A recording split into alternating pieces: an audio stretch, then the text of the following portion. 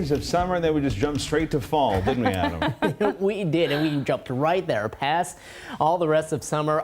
What did happen, though, we cooled down into the 60s, and we now today are on the anniversary of the hottest temperature recorded out at SeaTac Airport, and for a lot of spots too. Back on this date, 108 was the recorded temperature, 2021, and today, well, let's do the math there. 43 degrees off of that number.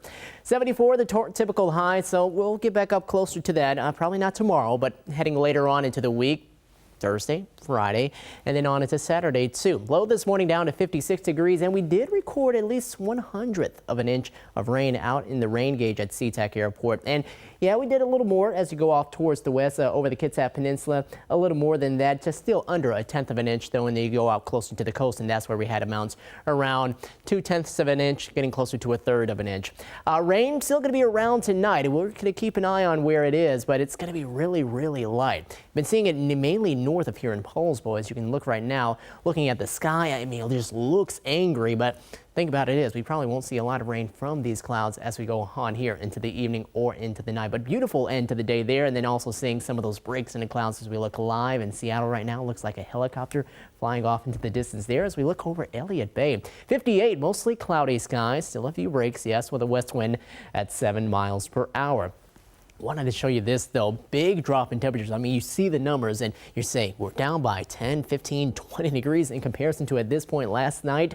Yeah, we are. Down by 2 in Oak Harbor, air mass already cooling down there. And then also as you go farther off towards the west too, we already had that air mass in place. So not a drastic change when you look at some of the numbers. 55 in Forks, right now at 56 in Oak Harbor.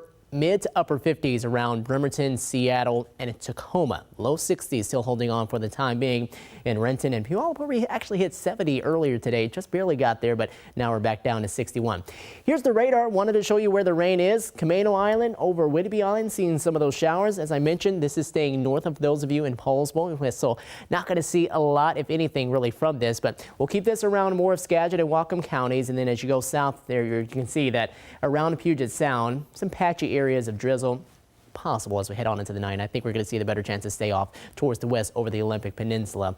That area of low pressure is still spinning, so we're going to keep those chances on into early tomorrow morning. A lot of clouds to go along with that too. Here we are at about 8 o'clock, and you can see those clouds still firmly in place. Then they start to try to break down into the middle part of the afternoon, where we're going to see a lot more of that sunshine towards the latter part of the day, and definitely by Thursday and Friday, with highs bouncing back into the mid-upper 70s and low 80s. Starting off the weekend dry, but the holiday weekend does show a few showers around Sunday and Monday.